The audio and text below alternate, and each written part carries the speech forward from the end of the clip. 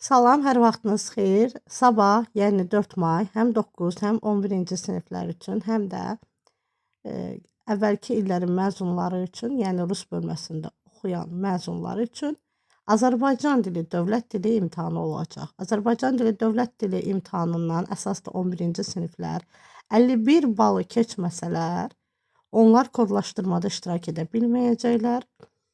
Düzdür, ikinci şansları var, amma çalışın ki, birinci şansı keçəsiniz. Çünki birinci şansı keçməyəndə daha da ağır yük olur, yenidən bir müddət hazırlaşmalısınız. Ona görə məsləhətim budur ki, rahat şəkildə oturub sualları oxuyasınız. Sualların cavabını düzgün tapmaq üçün diqqətlə oxumalısınız. Sizdən nə istəyir, onu bilməlisiniz. Bəzən tərcümələrdən, yəni rus bölmələrini həmişə deyirəm ki, tərcümələrlə tapın. Məsələn, köməkçi nitq hissələri, ədat, bağlayıcı, məsələn, bağlayıcı sayuz. Bunu rus dili ilə qarşılaşdırma şəklində tapmaq olar. Və yaxud da ədat tapmaq olar. Bəzən ədatı nə deyirdim? Deyirdim, çıxardın cümlədən, görün, mənası dəyişmədisə, deməli bu ədatdır. İndi isə bəzi testlərin üzərindən keçərək bəzi mövzuları təkrarlatmaq istəyirəm. Rus bölmələrində düzdür, o qədər də çətin düşmür, amma dil səviyyəsini öyrənmək getdikcə də daha da belə deyək də diqqət mərkəzində olur və ona görə də daha çox testləri mürəkkəbləşdirirlər. Buna görə də mütləq şəkildə, yenə dediyim kimi, Azərbaycan dilini lap ibtidai sinifdən yaxşı şəkildə öyrənmək lazımdır, qaydalarını mənimsəmək lazımdır. İndi gəlin suallara keçək. Sual 5. Deməli, 4 sual dinləmə olacaq. Siz o dinləməni birinci sizə payladılar sual kitabçalarını. Əvvəlcə suallarınızı oxuyun, görün orada nədən danışacaq. Sonra başlayın dinləməyə. Dinlədikdən sonra sualları həll eləməyə çalışın, cavablarını yazın. Hansı sualın cavabını bilməsəniz, işarə edin ki, ikinci dəfə dinləyərkən həmin məqama diqqət yetirəsiniz. Ona görə də sual 5-dən başlayıram. Sual 5-dən 10 sual sırf qaydalara aiddir. Qaydalardan da əgər siz bu qaydaları bilirsinizsə, hamısını düzgün şəkildə yaza biləcəksiniz. İndi gəlin baxaq. Məntiqə əsasən nöqtələrin yerinə uyğun gələn fikirdir. Təmiz maneəsiz səslərdir. Dodaqlanan dodaqlanmayan olur. Qalın incə olur. Deməli, söhbət saytlərdən gedir. İndi baxaq. Ortada sual yerində sayt yazılmalıydı. Amma nöqtələrin yerinə uyğun gələn fikir baxa görək hansıdır? Kar cingiltili samit aiddir. Təkcə küydən ibarət olur. Yox, bunlar samit aiddir. Sayı 25'dir. Xeyr, samit aiddir. Sözdəki hecaların sayı onun sayına bərabər olur. Bəli, sözdə neçə sayt varsa, o qədər də heca var. Deməli, cavab D olacaq. Sonra keçdik 6-ya. Dincəlməmişik sözünün tərkibinə görə təhlili uyğundur. Dinc sözündən həmişə bunun yadınızda saxlayın. Sizdən kökü də soruşa bilər. Sözün kökü nədir? Bir də deyə bilər ki, söz hansı nitq hissəsindən yaranıb və yaxud da ki, düzəlib. Biz onda nəyi götürəcəyik? Biz sonuncu lektik şəkilçini atırıq, baxırıq ki, o hansı nitq hissəsidir, onu götürəcəyik. Amma burada bizdən sadəcə olaraq təhlili soruşur. Təhlili soruşduğu üçün də biz baxırıq. Dinc, dincdən dincəl, mamə inkar şəkilçisi qrammatik şəkilçidir. Ona görə də biz burada maməni inkar götürürük. Dincəlməmiş, miş nədir? Nəqli keçmiş zamanın şəkilçisidir. İlk də şəxs sonluğudur. Deməli, dinc, dincdən dincəl, leksik, dincəlmə, miş, 3 dənə də qrammatik. 1 leksik, 3 qrammatik. Cavab A-dır. 7-yə baxaq. Hansı nümunədə işarələnmiş sözlər amonim deyil? Biz bilirik ki, amonimin yazılışı və deyilişi, tələffüsü eyni olmalıdır. Xüsusi isimlər amonim deyil. və amonimlər bir-biri ilə məna əlaqəsi yoxdur. Lakin bəzi sözlərimizdə məna əlaqəsi olsa da onlar hərəsi bir nitq hissəsinə aid olduğu üçün amonim götürürük. Baxaq. Əlinə bir boya, divarları tez boya. Bəli, birində feildir boyamaq, krasit. Boya kraska. Sonra üst başını buladı, bulamaq. Bulamaq bir tərpətməkdir. Burada üst başını çirkləndirdi. Quyruğunu buladı. Bu da bulamaq sözü də amonimdir. Göy üzü aydın təmiz, göy zəmilər bir dəniz. Bəli, göy üzü səma mənasındadır, neba. Amma göy zəmilər, yəni burada sinyi mənasındadır. Əslində burada yaşlılar bəzən göy deyirlər. Göyərti sözü də elə bu məqamla bağlıdır, amma yəni bunu götürmək olar. Üzün dönüb necə çəkin bu dərdi, dərd sözüdür. Bağ bəslədim güllərimi bu dərdi. Burada isə dərmək feilidir. Üstəgəl di qrammatik şəkilçidir. Baxın, qrammatik şəkilçi ilə düzəlib başqa sözə oxşayan sözlər amonim deyil ha. Birində dərddir, dərd. Birində dərdi, dərmək feilidir. Orada di qrammatikdir, birində isə i qrammatikdir. Deməli, bunlar bir-birinə amonim deyil. Deməli, cavab deyildi, amma yeyə də baxaq. Qoy həmişə sülh var olsun, gül balalar deyib gülsün. Bəli, gül, çetok, bir də ubacsa. Gülmək feilidir. Bəli, cavab yedir. Deyildi daha doğrusu, yeni götürmürük, çünki ye də amonimdir. 8-ə baxaq, sözlərdən biri həm sifət, həm də isim kimi işlənə bilər. Yadınızda saxlayın ki, I, U, Ü şəkilçisi həm belə deyək də, bağlayayım bunu, bir zamanı olur. Deməli, həm sifət, həm də isim kimi işlənə bilən sözlər sırasında ola bilər. I, U, Ü şəkilçisi də həm sifət düzəldir, həm isim düzəldir, həm təsirli halın şəkilçisidir, həm mənsubiyyətdir. Məsələn, deyirəm ki, onun bir dənə samitlə bitən söz deyək, qələmi. I, burada mənsubiyyətdir. Onun qələmi, i mənsubiyyətdir. Və yaxud da qələmi apar. Qələmi al. Burada təsirli haldadır. Amma burada sürmə sözündən sürməyi, rəng düzəldən, sifət, yəni sifət düzəldən, isimdən sifət düzəldən şəkilçi kimi də işlənir. Bir də bunu dedik. Deməli, baxaq, çəhrayı rəng düzəldir. Yox, çəhra sözü yoxdur, sadədir. Sürmə sözündən sürməyi, gümüş sözündən gümüşü, gümüşünü biz iki cür başa düşürük. Qızılını da iki cür başa düşürük. Əgər desək ki, gümüşü al. Burada ü təsirlikdir.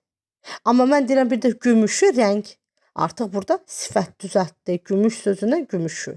Əgər versələr ki, gümüş bilərzik, qızıl bilərzik. Qızıl da gümüş də burada isimdir. Yəni, söz birləşməsinin aslı tərəfi birinci tərəfdir.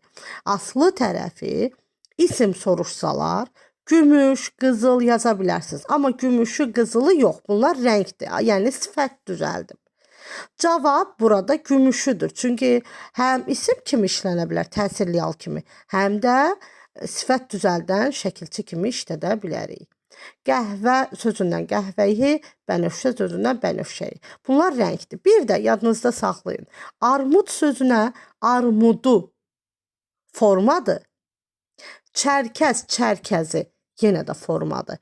Digərləri isə rəngdir. Armudu, çərkəzi rəng deyil. Bir də badamı. Badamı, armudu, çərkəzi. Bunlar rəng deyil. Qalanları rəngdir. Keçdik 9-a. Duman, baxaq feilə. Duman çəkilər, yollar aydın görünər. Ana layla deyər öz körpəsinə. Sonra baxaq. Gələcəkdir babam mənim yanıma. Cavab, çəkilər, duman çəkilər. Yollar aydın görünər, görünmək. Məsələn, duman gizlənirdi, yollar aydın görünürdü. Yox. Ana layla deyərmiş öz körpəsinə, babam gələr babam yanıma. Hə, indi bizdən nə istəyir? Nöqtələrin yerinə uyğun gələn keçmiş, indiki, gələcək zaman feillərinin düzgün ardıcıllığını müəyyən edin. Bizdən gördünüz, mən heç bu şərti oxumadan mən feilləri qoydum yerinə. Amma bizdən nə istəyir? Keçmiş. Keçmiş şəkilçisi çəkilər olmaz. Çünki bu qeyri-qəti gələcək zamandır. Nə olmalıydı? Duman çəkildi. Yollar aydın göründü. Ana, indiki zamanda deyirik, ana layla deyir öz körpəsinə. Gələcək zamanda qoyaq, gələcəkdir babam mənim yanıma. Cavab burada deyildir. Bax, şərtini mütləq düzgün oxuyun. Gördünüz, yəni mən şərtini oxumadan elə bura şəkil sözləri artırandan sonra variantlara baxdım ki, bütün variantlar olar. Amma yenidən qayıtdım şərtə, baxdım, keçmiş soruşur, indiki soruşur, gələcək zaman soruşur. Bunları da unutmayaq. Keçmişin şuudi keçmiş, dı. Məsələn, desə ki, gəlirdi. Bu keçmiş zaman deyil ha. Bu ir, ür, indiki zamandır. Gəl. Başlanğıc formaya nə artırırsa o zamandır. İdi hissəci idi. Hansı bağlayıcı tabeli mürəkkəb cümlə yaradar? Biz burada da bağlayıcıların növünü bilməliyik. Bağlayıcıların iki növü var. Tabeli, tabesiz. Baxın, və nə düzəldir? Həm sözlər arasında əlaqə yaradır, həm cümlələr arasında əlaqə yaradır. Burada və birləşdirmə bağlayıcısıdır, tabesizdir. Hətta tabesizdir, gah da, həm də bunlar tabesizdir. Amma ki ilə tabeli mürəkkəb cümlə yaranır. Məsələn, Aqil dedi ki, sabah gələcək. Nəyi dedi? Birinci sualı hara veririksə, o cümlə tabeli mürəkkəb cümlənin baş cümləsidir. Ondan sonraki isə budaqdır. İndi baxaq. Xitab işlənməmiş cümləni müəyyən edin. Xitab abraşeniyadır. Biz burada müraciət edən formanı tapırıq. Yenə öz sürünü nizama düzüb, baş alıb gedirsən hayana ceyran. Ceyran xitabdır, sadə xitabdır. Əziz vətən, sənə çox borcluyum. Xitabdan sonra vergül qoyulur, əgər əvvəldədirsə. Axırdadırsa əvvəl vergül qoyulur, ortadadırsa hər iki tərəfdən vergül qoyulacaq. Baxaq, əziz vətəndən sonra vergül qoyuldu. Vətən mənə oğul desə nə dərdim? Burada vətən xitab deyil, vətən oğul desə, yəni vətən burada mübtədadır. Amma səndən doymaq olarmı? Həyat, sən nə şirinsən? Həyat burada xitabdır. Köllüm quşu qanat çalmaz, sənsiz bir an Azərbaycan. Azərbaycan xitabdır və xitablarda vurğu önə doğru gedir. Burada cavab C idi. Leksik mənası olmayan bu sözlərdən biri qrammatik mənasına görə digərlərindən fərqlənir. Baxın, qrammatik mənasına görə digərlərindən fərqlənmə baxımını deyirsə, 4-ü eyni nitq səs olacaq, birisi fərqli. Ona baxırıq. Bu da soruşur ki, amma leksik mənası olmasın, yəni köməkçi nitq səs olsun. Baxaq, həqiqətən, nəhayət, beləliklə, doğrusu. Bunlar modal sözlərdir. Halbuki isə bağlayıcıdır. Deməli, burada cavab Y-dir. 4-ü modal sözdür.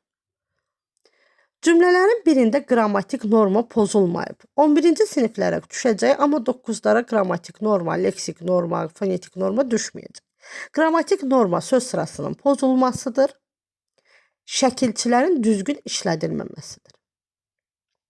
Uşaqların hamısı gözəl çıxış etdi. Burada qrammatik norma pozulmayıb, şəxsi kəmiyyətə görə pozulma var. Uşaqların, yox, hamısıdır olduğuna görə bəli, çıxış etdidir. Gələn qonaqlardan bəzisi bağçadakı güllərə baxırdılar.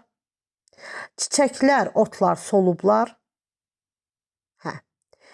Çiçəklər, otlar, yarpaqlar, nə bilim, cansız əşyalarla cəmdə işlənərkən feillər təkdə olmalıdır. Çiçəklər, otlar solub. Solublar olmaz. Düzdür, kəmiyyətə görə pozulma olmayıb, amma qrammatik normanın pozulmasıdır. Cavab B-dir. Digərlərinə baxaq. Yüklə dolu gəmilər sahilə yan aldılar. Yox, bu olmaz. Çox üzrlüsən.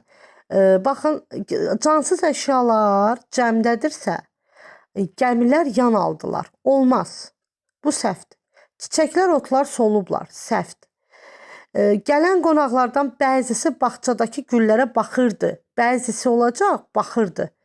Olacaq. Baxırdılar yox, bəzi sözünə görə. Necə ki, uşaqların hamısında dedimi təkdə olacaq. Cavab A-dır. A düzüydü. Digərləri baxdım ki, variant olaraq səhvdir. Yenə də baxın, şərtini düzgün oxumaq lazımdır. Cümlələrin birində qrammatik norma pozulmayıb. Pozulub desəydi, biz səhv axtaracaqdıq. Pozulmayıb deyirsə, düz axtarırıq. Cavab A-dır.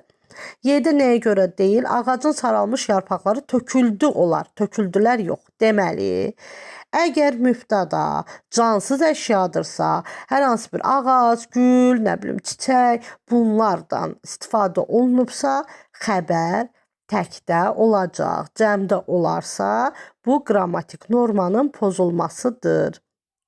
Və yaxud da ki, qonaqlardan bəzisi, uşaqların hamısı bu zaman təkdə olacaq. Feillər təkdə olur. İndi gəldik ən əsas Euler-Venn diaqramına. Baxaq, cümlənin baş üzvüdür. Biz 1-ə yaza bilmərik, çünki xəbər də cümlənin baş üzvüdür. 1-i yazmalıydıq ortada, bu isə səhv verib. Ancaq mübtədaya aid edib. Deməli, bu səhvdir. Bizdən nə istəyir? Uyğun fikirlər istəyir. 1-i götürmürük. Kim, nə, hara suallarına cavab verir. Mübtəda cavab verir, bəli. 2-ni götürürük. Müstəqil suala cavab verir. Deməli, müstəqil suala cavab verir, xəbər suala cavab verir, mübtəda müstəqil suala cavab verir. Ümumiyyətlə, mübtəda da xəbərdir. 3-ü də götürək. 2, 3. İsimlə, sifətlə, sayla, feillə ifadə oluna bilir. İsimlə, sayla, feillə. Baxaq görək, bəs bu. 4. Mübtəda. Bunlarla heç birinə ifadə olunmurmu? Yox, oluna bilər. Oluna bilər. Hətta feillə də ifadə oluna bilər. Məsələn, məstər şəklində. Oxumaq mənim ən böyük arzumdur. Digərlərinin də ifadə olunur. Bu da ortada yazılmalıydı, yazılmayıb. Kimdir, nədir, nə etdi suallarına birinə cavab verir. Bəli, bu xəbərə aiddir. 5. Deməli, cavab 2, 3, 5 götürdük. Sonra, bu qədər. Bir də mətnlərdə də bir şey demək istəyirəm. Məsələn, deyir ki, uyğun deyil, mətnə uyğun deyil. Mətnə uyğun olmayan cavabı tapırsınız. Sualı yoxdur, suala cavab tapırsınız. Mütləq mətndən tapın. Sonra uyğun gələn mətnin sonuncu abzasına nöqtələrin yerinə uyğun gələn sözü yazın. Biz nöqtələrin yerinə baxırıq, görək hansı söz uyğun gəlir. Mütləq onu qoyun yerinə, ikinci dəfə özünüz oxuyun. Məcazilik, əgər məsələn deyir ki, altından xətt çəkilmiş ifadənin məcazilik və ya həqiqilik baxımından eyni məna qarşılığını götür. Orada həqiqidirsə siz də həqiqi götürəcəksiniz. Yox, məcazi istəyirsə siz də məcazi götürəcəksiniz cavab olaraq. Yox desə fərqli mənada, mətndə işlədəndən fərqli mənada işlədin. O zaman mətndə həqiqi mənadadırsa, siz məcazini axtaracaqsınız. Yəni, bu şəkildə də bunları qoymaq olar. Bir də xarakter xüsusiyyətlərinə baxın, atalar sözlərini təkrarlayın, frazoloji birləşmələri təkrarlayın. Çünki frazoloji birləşmələr 100% deyirəm ki, düşə bilər. Bu qədər. Kimin nə sualı olsa şərh yerinə yaza bilər. Sağ olun, sizə hər birinizə uğurlar arzu eləyirəm. Həm öz şagirdlərimə, həm bu videonu izləyəcək şagirdlərə, həm də digər müəllimlərin şagirdlərinə uğurlar arzu eləyirəm. Yolları açıq olsun və inanıram ki, kim çox çalışıbsa, onlar da həmin əziyyətin bəhrəsini görəcəklər.